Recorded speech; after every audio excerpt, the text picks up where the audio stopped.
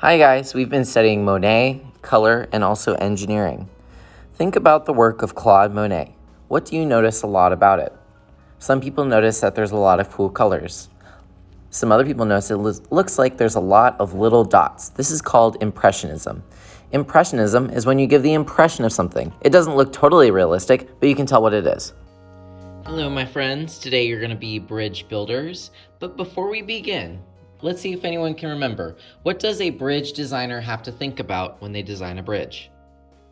All right, Mr. Boatfield is going on a trip across the country and he's bringing all his stuff in the truck, and I have to make sure that nothing in the truck breaks. It's all made out of glass, or maybe it's diamonds and it's really expensive. So I have a few different bridges I can choose from. I have Bridge A, wow, Bridge B, or Bridge C. Take a look at these bridges. Which one should Mr. Boatfield go on? I hope you said Bridge C.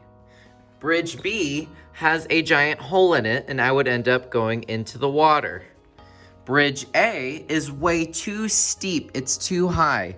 I am going to drive right into the side of it and not good. So the only one is Bridge C. It is a slight wavy line. We don't want anything crazy for our bridge. We want people to make it across alive. You still need to paint. I will come by and give you some supplies for painting. If I give you something on your table, don't touch it until the very end. If you were here last time, you painted.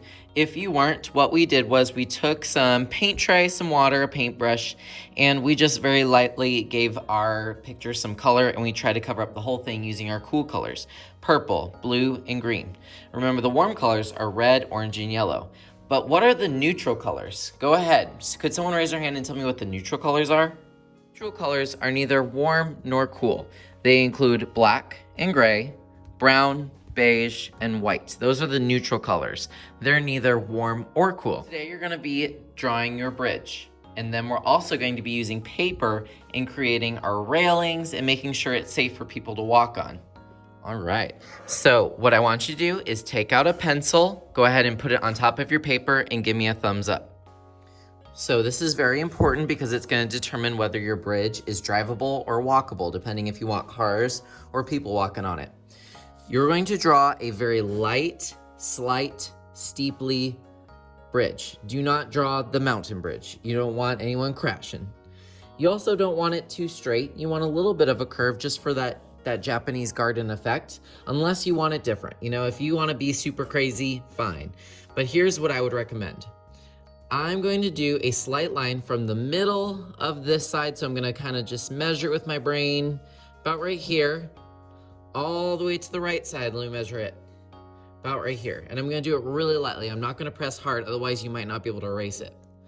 1, 2, 3. I'm going to go slow, slight line. Oh my gosh, there we go.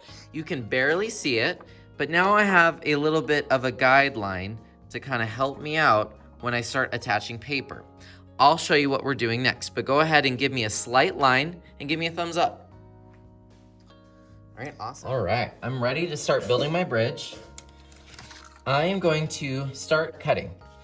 When you cut, I want you to hold your paper wide and cut up. So you're gonna have all of these little strips. They're very narrow.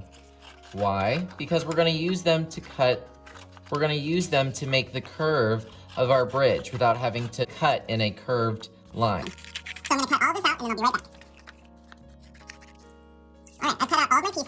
It's time to start assembling them. Like I said, you can use stick glue or you can use liquid glue. I'm gonna use liquid glue, but I'm just gonna use a little bit, just maybe a couple dots for each one. You're gonna follow your line, then you're gonna create an echo of it. So basically you're going to go over your line with pieces of paper, and then you're gonna do it again to create the railing, because no one is gonna drive or walk on your bridge if it's just a little line. No, that wouldn't look safe. You want railing so that people can hold on to the edge when they're scared, and that cars don't have to worry about going off the road and into the water. I'm gonna take my glue, open it. I'm gonna give this piece a couple dots, bam, bam. Glue it down, and I usually hold it for 5 to 10 seconds. 1, 2, 3, 4, 5, 6, 7, 8, 9, 10. All right, and then I'm gonna keep on going. 1, 2, hold, and I'm gonna do this all the way across. I'll be right back.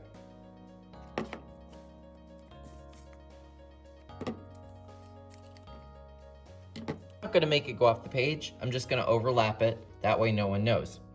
But this is not a bridge yet. All it is just a curved line. We need to echo this. I have enough room to echo it one more time up here, but if I wanted to, I could echo it down here and have a little bit more room, but that would cover up some of my lily pads. So you'll have to make that decision today.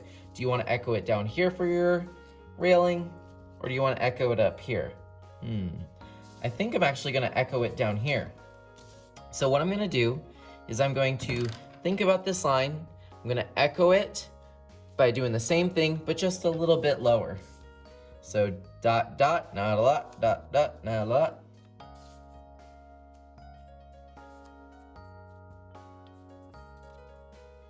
And I'm gonna go all the way across.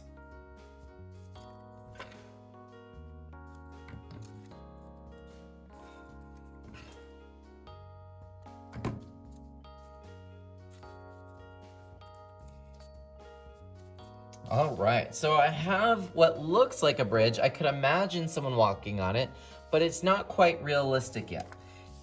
I still have a little bit of brown paper left over, but if you need to get up and get another piece, that's okay. So if you need more, you can still cut out some more. Don't worry. Any leftover paper you need to throw away just because we have to be safe, but you are so allowed to get more paper if you need it. All right, here's another tricky part. I need to cut these to where they'll fit inside, and then I can do them vertically all the way over. So I'm gonna measure it, cut, dot, dot, not a lot. I'm gonna do that again. Measure, cut,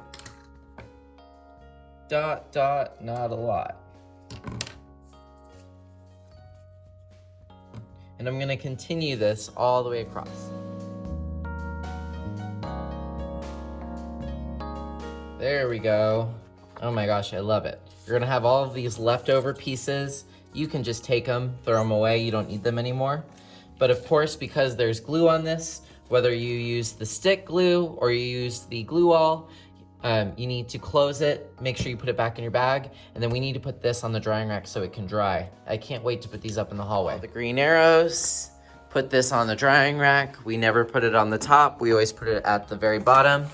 And then if you were painting today, just return your supplies up here and I will take care of it for you. Your water cup should go in the sink. Wonderful day, and I'm so excited to see what you're gonna create.